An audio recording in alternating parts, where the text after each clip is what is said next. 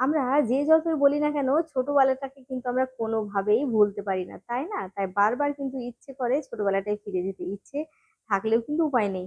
তো যাই হোক, জিভের স্বাদ মেটাতে আবার কিন্তু চলে গেলাম একদম ছোটবেলার একটা দারুণ স্বাদের রেসিপি নিয়ে। এর জন্য কি কি লাগবে দেখে নিন। নিয়েছি কুলের আচার, যেহেতু বানাবো নিয়েছি কুল, আর এইখানে নিয়েছি মশলাটা দেখুন, জিরে, মেথি, মৌরি, ধনে আর লঙ্কা।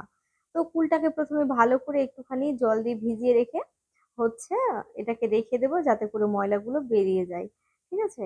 তো তারপরে কিন্তু আমি এখানে গরম জল ব্যবহার করে আবার ভালো করে এটাকে ভিজতে দেবো। তো এটা কিছুক্ষণ রাখবো, তাহলে ময়লাটা ভালোভাবে বেরিয়ে যাবে।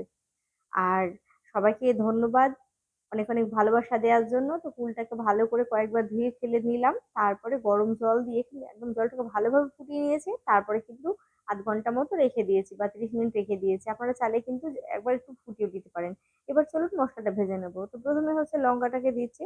আমি একটু এটা চাইছি একটু বেশ স্পাইসি হবে, চটপটা যাকে বলে সেই রকম, মানে ঝাল লবণ টক সবটার একটা যে মিক্সিং, একটা সুন্দর টেস্ট সেটা কিন্তু থাকবে। তো মশলাটা যখন এরকম ভাজা হয়ে যাবে তখন কিন্তু একটু ঠান্ডা করে নিয়ে আধ ভাঙা করে নিয়ে এটাকে গুঁড়ো করে নিতে হবে। একদম ডাস্ট করবেন না। যেকোনো চাটনিতে কিন্তু এটা একটা খেয়াল রাখবেন যে মসলাটা কিন্তু গুঁড়ো করবেন না। তারপরে এখানে দিয়ে দেবো 3 চামচ মতো তেল, আর শুকনো লঙ্কা দুটো ফাটিয়ে দিলাম, তার সাথে কিন্তু 5 ফোড়ন দিতেই হবে। আমার এখানে বাড়ির তৈরি 5 ফোড়ন, একটু যখন স্মেলটা ছড়িয়ে আসবে তখন মানে ছাড়িয়ে আসবে তখন হচ্ছে এখানে দিয়ে দিতে হবে ফুলটা। আর হ্যাঁ, ফুলটাকে কিন্তু আমি আবার গরম জল থেকে ভালো করে ধুয়ে নিয়ে জলটাকে ভালোভাবে ঝরিয়ে নিয়েছি। একটু নেড়ে ছেড়ে নেবো। এখানে আমি 2 রকম লবণ ব্যবহার করবো, তাই জন্য প্রথমে ছোট চামচের 1 চামচ লবণ দিয়ে দিলাম আর দিয়ে দিলাম হলুদ। এবার নেড়ে ছেড়ে এটাকে 5 মিনিট মতো রান্না করে নিতে হবে। হ্যাঁ, তো আপনাদের একটা বলে রাখি, আমি একটু অন্যমনস্ক হয়ে গিয়ে এটাকে একটু জ্বলিয়ে ফেলেছি, কারণ আঁচটা একটু বেড়ে গেছিল। তো যাই হোক, আপনারা এই ভুলটা করবেন না, অবশ্যই খেয়াল রাখবেন। আঁচটাকে কমিয়ে রেখে 5 মিনিট মতো নেড়ে নিতে হবে। আর দেখবেন কি সুন্দর না গন্ধটা বেরোবে। তারপর এখানে দিয়ে দিতে হবে গুড়।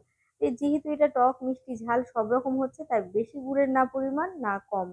তো আপনারা যদি ভাবেন যে না একটু টক টক খাবেন, তাহলে গুড়ের পরিমাণটা একটু কমিয়ে দেবেন। যেমন এখানে 500 গ্রাম গুড় ছিল, তো এখানে আমি 400 গ্রাম, 300 থেকে 350 গ্রাম মতো দিলেই কিন্তু হয়ে যাবে। তো আমি এখানে 400 গ্রামের মতো দিয়েছি, আমার একটু বেশি মিষ্টিটা পছন্দ। কেমন? তো তারপর নেড়ে চেড়ে একটু ঢাকা দিয়ে দেবো, কারণ গুড়টা গলে যাবে। দেখুন কি সুন্দর গলে গেছে, তাই না? তো আবারও কিন্তু এখানে 5 মিনিট রান্না করে নিতে হবে, যতক্ষণ না গুড়ের জলটা শুকিয়ে যাচ্ছে। আমি আঁচটা কিন্তু একেবারে ধিমে রেখেছি।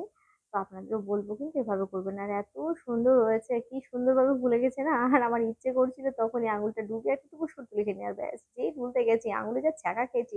আপনার এই ভুলটা যেন ভুলেও করবেন না। তো যাই হোক, এই যে খুব সুন্দরভাবে এটাকে একটু শুকিয়ে নিতে হবে। এইবার যেটা না দিলে একেবারে চাটনিটা অধরা। হ্যাঁ, একদম মেন মশলা, যেটা না দিলে চাটনি একেবারে জমবে না। এই মশলাটা কিন্তু চামচ ভর্তি 2 চামচ দিয়ে দিচ্ছি। পরে আমি কিন্তু আবারও হাফ চামচ অ্যাড করেছি, সেটা আপনারা দেখতেই পাবেন। ঠিক আছে? তো খুব ভালো করে এবার 2 মিনিট, মাত্র 2 মিনিট নেড়ে চেড়ে নিতে হবে। তারপরে এখানে অ্যাড করে দিতে হবে হচ্ছে বিট নুন। আচ্ছা বলুন তো, বিট মশলা কি এমন আছে যেটা দিলে পরে স্বাদ একেবারে দ্বিগুণ হয়ে যায়? আপনাদের কি জানা আছে? আমার কিন্তু জানা নেই। তো যাই হোক, ভালো করে 2 মিনিট রান্না করে নিলে রেডি হয়ে গেল আজকে টক মিষ্টি কুলের আচার। এত টেস্টি, আপনারা কিন্তু বানাতে ভুলবেন না। আর হ্যাঁ, আপনাদের কি জিভে জল এখনো পড়েনি? আপনারা একটু জানাবেন তো, আমার কিন্তু কথা বলতে বলতে জিভে জল পড়ে গেছে। ভালো লাগলে ভিডিওটা লাইক শেয়ার করে দেবেন। নমস্কার।